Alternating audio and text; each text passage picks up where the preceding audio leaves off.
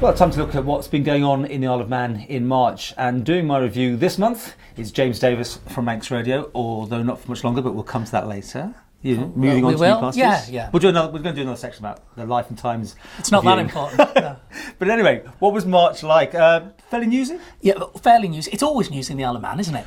Mostly. We had a lot of the parochial stuff gets people interested. Yeah. But yeah, what did we have? We had abortion reforms. They've moved a significant step closer, I think. Yeah. Co-location, school co-location. Oh, that's still rumbling on. That's still rumbling on, although it's going to happen, subject to Tynwald approval later this month, which should be a formality. A new legislative council, 5 new members of LegCo, all women, so that's obviously been a talking point. And I think emotions ran fairly high briefly in Tynwald over the old Castletown police station as well, so there's been plenty going on. Well, that's our subject matter all done. So let's start with MLCs. Yeah. Well, I mean, I was there for the hustings. I trust you. Well, you did a lot of the interviews anyway in the studio. Yeah. Surprises? Upsets? I don't think there were many surprises. I thought there wouldn't be 5 women. I thought there may be 3 or 4. But I wasn't totally surprised, no. And I think that the candidates who came out and declared early were benefited from that. That's interesting as well. And we interviewed everyone bar one, I think, and it was the feedback that people were watching the hustings, even though they couldn't vote. This I'm talking the public now. Yeah. They were interested. The actual public were wanting to engage in this whole process. Got a lot of hits, didn't it? Yeah. Yeah. And obviously, all the MHKs were clearly taking into account that side of things. But I mean, where do we go from here? Do you see more changes, more twinkling around the edges, because it could get bigger and bigger? I mean, 15 this time, wasn't it? For the 5 positions? 15 for 5. I mean, I think legislative council reform as such is a slow burner. I think that really nothing's going to change in a hurry on that. There may be tweaks here and tweaks there, but nothing's going to change in a hurry. But yeah, five women, all very capable women in their own right. It was interesting that a lot of the members who pledged their support to certain candidates, obviously this time it was very much a public vote, in the sense of your vote was known. In previous years, you could pledge your support to someone. Now that's changed the goalpost process. That's a game changer. And it was interesting that with a handful of a few members who decided to change their minds later on, those who came out early and had the support of sufficient members, they kept that support right through to the end. And I suppose you could say the MHKs who perhaps, if they were impressed by some of the latter candidates rather than the earlier ones, by then they'd committed and were reluctant to go back, whereas perhaps they shouldn't have said, look, we'll support you, until they'd seen the full list. But that's the way it goes. If it hadn't have gone on the first round, I think it could have been... I think there would have been some changes. Quite a different makeup, don't you think? People committed that first round. I wasn't surprised that it only took a round. Some people were surprised. Oh, I think I was surprised, but you weren't. No, because the voting, it's gone from almost the sublime to the ridiculous, hasn't it? Yeah. Because when one MHK voted for 13 of the 15 candidates, another for 11, another for 9. So, in theory, Mr. Thomas was 13, and Alex Allinson was 9, June Watterson 11. So you could vote effectively for all of them if you wanted. Mr. Thomas had this thing saying there was only a low threshold required for me to vote. I thought, wow. Yeah, and that was supported at the time, 18 months ago, by the House. So I don't think we should be that surprised. I think that will have to be looked at again. I think the system has gone from there. You think it'll just be 5 votes or however many? Well, it should be one man, one woman, one vote, shouldn't it? It makes a mockery of it otherwise. But they did have not the embarrassment of multiple rounds of voting this time. Interesting that none of the MLCs, besides the one that was just in for 18 months, right? I mean, the other 4, they just didn't no one want to restand.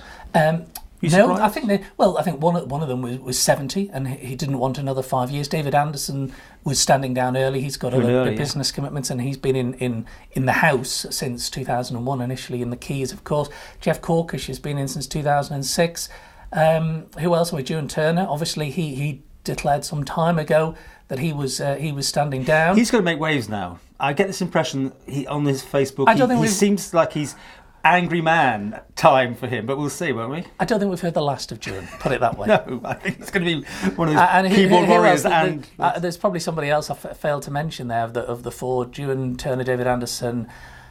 Who else? Coleman? Michael Coleman. He's the chap who's obviously would have been 75 if he'd have done another 5 years. Yeah. There's a fair few, and it's terrible. Can't you think all the names? They've decided to call it a day. Okay, let's talk about the Castletown police station. Yeah. Is that another fine mess, as they say in Lauren Hardy movies, or do you think this is all sort of working its way out behind the scenes now? That I think it will be sorted out. I'm not paid to think, incidentally. No, but we all know. This is what's great about talking to you. We all know stuff all the time. We get briefed, don't we? Yeah. And you have to remember what's in the public domain and what's been said to you privately. And that's why I think you did that thinking, because I get told things, you get told things. Yeah.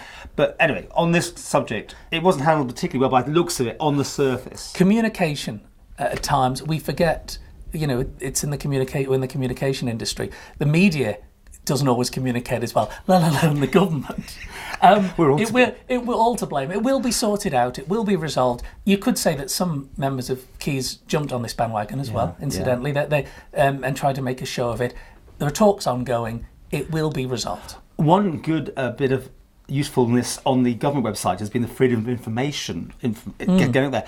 But it all changed recently. I think all the journalists are going a bit up in arms. Yeah, suddenly it's all been, I call almost buried. You can't find things. It's not as straightforward to access anymore. I know the MHKs are onto it as well, but we had this great everything you want to know. But if you look, Manx Radio, that's gone now. Well, if you look hard enough, you can find it. Yeah, it's some people I think just want it at their fingertips, and sometimes you've got to delve a bit deeper. But that's investigative journalism. I would love there to be some proper investigative journalism on the island. But it costs time, it costs money, it takes time, and at the moment there's no one paying for it. Your old employees, Manx Radio, was there as a listed thing. Now it's gone. There was questions galore. It's gone now. Questions galore for in some cases from people who probably should know better. But that is the system, and that allows you to ask pretty much any question about any body.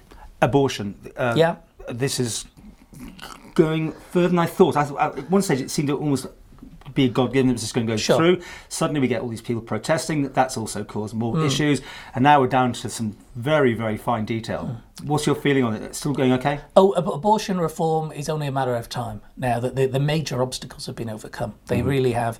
And the main issues which some members had concerns about, 12 weeks, 14 weeks, 22 weeks, 24 weeks, they've been agreed that Dr. Allinson's majority of his bill, his proposals, will get support. And within a couple of months, I expect this, once it's gone to Legislative Council, who broadly are going to be in favour of the proposal as well, the law will change. Although you do have the backbenchers, I call him now, Chris Robert Shaw, putting up a fair few suggestions, amendments, what you call it. Yeah. How do you think he's doing that? Because do you think he is this lone voice, not just on the abortion? I mean, in general, you have him up the radio station quite often. I talk to him a lot. Do you think I don't think he's a lone wolf. Far from it. Not just that. You think on? I think he's probably got more freedom than some other members because, of course, he's not got any attachments to government departments. And I think there's a lot of people who agree with elements of what he's had to say. But abortion reform is happening now. And significant changes as well, whether people like it or not, and that will be in place fairly soon. One thing that's just come to my mind while we're talking about things I was just thinking about was the amount of visitors to the Isle of Man. That news slipped through, and it may be actually an April story, but I think it was the end of the month. Anyway, let's talk. Do you think that was a strange one to put the information out over the bank holiday weekend? Do you think it was trying to bury news? Well, certainly there'll be people who'll say that. Of course there will. Yeah, of course. Because Mr. Skelly, I think you got him on the phone. Mandate had him on the phone. I heard that. There was no interview set up, and if it had been good news, we'd have all been trolled in. I interviewed Chris Roberts about this an hour ago. I was due to interview him. Right. You've had him. So I haven't edited it yet, but what he has to say. Yeah. But certainly there's a lot more to come from this, and it hasn't gone down well. Okay. Anything else you want to do? We had some other stuff. Yeah. No. To be honest, I just made a few notes. Yeah. I think the fishing license ban was interesting. I mean, what can they? You couldn't make that one up. Well, you couldn't, especially twice. What hope is there when you've got some members of your own Scallop Management Board who can't abide by the rules twice. Eric Holmes going early. He's staying part-time, but he will be missed because he's always been someone who's really been supportive and always fought hard to protect the vulnerable people who are perceived to have had an injustice. Some people say he's a militant Scouser. He probably is, by his own admission, but he's had their interests at heart. He'll be missed. We lost Mark Maroney last month, and he was a well-respected advocate in the island. And, of course, it just shows you, wherever you go, it's a small world. There are Manxies everywhere, aren't they? We interviewed a Manx couple who were in Salisbury just an hour or two before. You got a lot of flack for that. The nerve attack. Did I? I don't know that. I didn't know that. Why? So, no, it's all right. I don't read social media all that often.